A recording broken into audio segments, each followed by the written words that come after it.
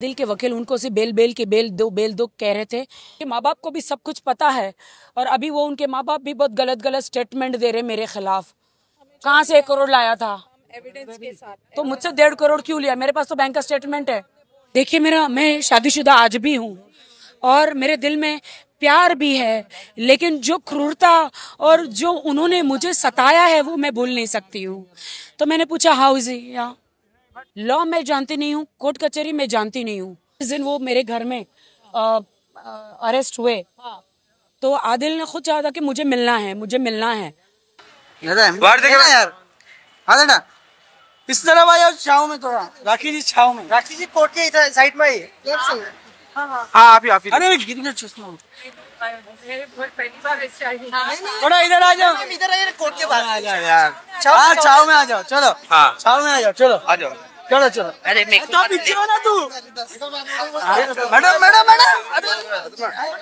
राखी जी को अरे मैडम आप इधर शूट हो रहा है। हाँ राखी जी आप आइए राखी जी को आन दो। अच्छा ऐसी करते हैं राखी जी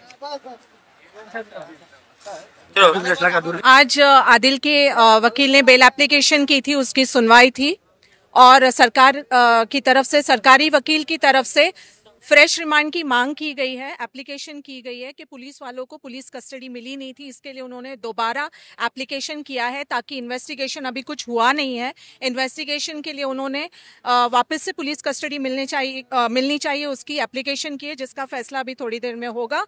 और उसकी जो बेल एप्लीकेशन थी उसकी हियरिंग ट्यूसडे को रखी गई है। ना रिजेक्ट हुआ है ना मिला है, उसकी हियरिंग होगी ट्यूसडे को। ट्यूसडे के बाद जो भी फैसला आएगा ट्यूसडे के बाद ही पता चलेगा। देखा कि बार-बार आपके वकील अंदर सभी सबूत बताने की कोशिश कर रहे हैं,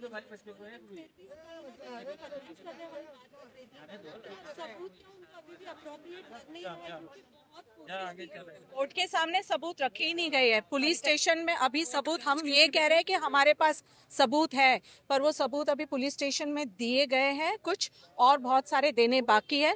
अभी जज साहब के सामने कोई सबूत रखे नहीं गए हैं, इसलिए उनको पता नहीं। पुलिस स्टेशन में सारे सबूत है पुलिस के पास, जज साहब तक अभी तक वो सबूत पहुंचे नहीं है, अभी तक पहुंचे नहीं है। तो जज साहब सारे सबूत देखेंगे तब वो डिसीजन लेंगे ना। मुझे नहीं पता, मैंने तो सारे सबूत दिए। लॉ मैं जानती नहीं हूँ, कोर्ट कचहरी में जानती नहीं हूँ। मेरी एडवोकेट हैं और सारे सबूत उन्होंने पेश किया है। उन्होंने अभी दलील दी है जज साहब को, उनके आदिल के वकील उनको से बेल दो कह रहे थे, बट मेरी एडवोकेट ने फाइट किया है कि सर एक बार सबूत देख लो, आप मेडिकल देख लो, सर्टिफिकेट देख लो। वो लड़ी हैं।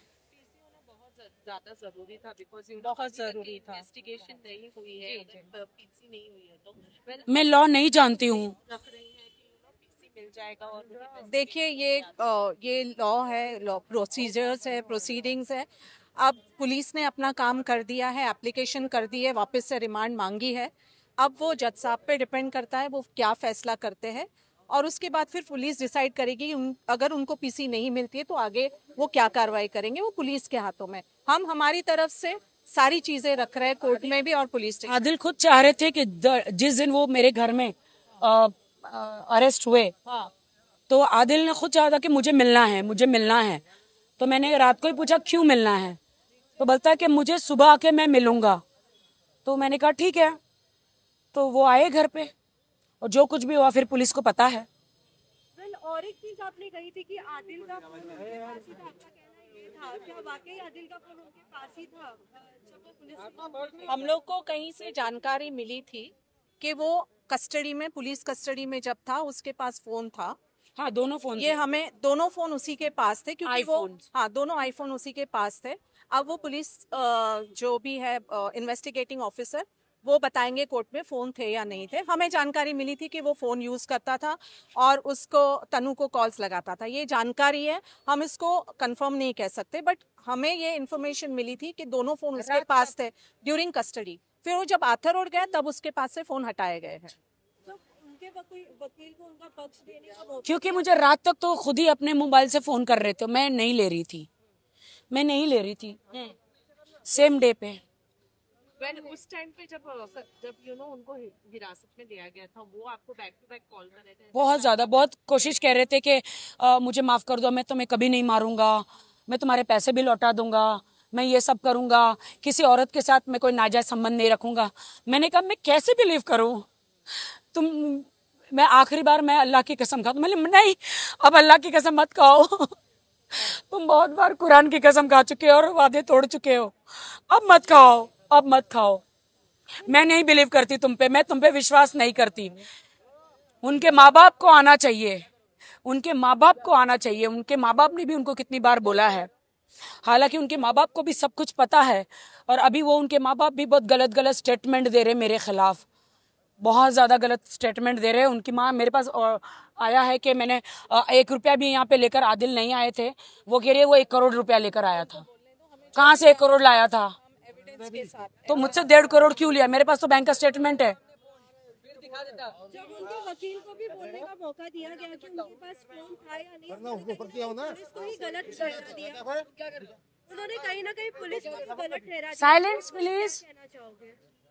उनका काम है एज अ डिफेंस लॉयर, अब पुलिस को उसका जवाब देना है। Please silence. क्या हुआ? एडवोकेट बताएंगे क्या हुआ फाइनल। फाइनल ये है कि उसकी बेल की एप्लीकेशन पे हियरिंग ट्यूसडे को होगी, और पुलिस ने जो पुलिस कस्टडी की मांग की उसका फैसला थोड़ी देर में आ जाएगा, वो आप लोग को पता चल जाएगा। फिर भी राखी, हमने देखा कि उनके वकील बाहर निकले तो फिर भी आप उनके बारे में आपने पूछा कैसे है? हाँ आज भी दिल कैसे? देखिए, मैं शादीशुदा आज भी हूँ और मेरे दिल में प्यार भी है, लेकिन जो क्रूरता और जो उन्होंने मुझे सताया है वो मैं भूल नहीं सकती हूँ। तो मैंने पूछा हाउ इज ही, राखी जा रही हैं?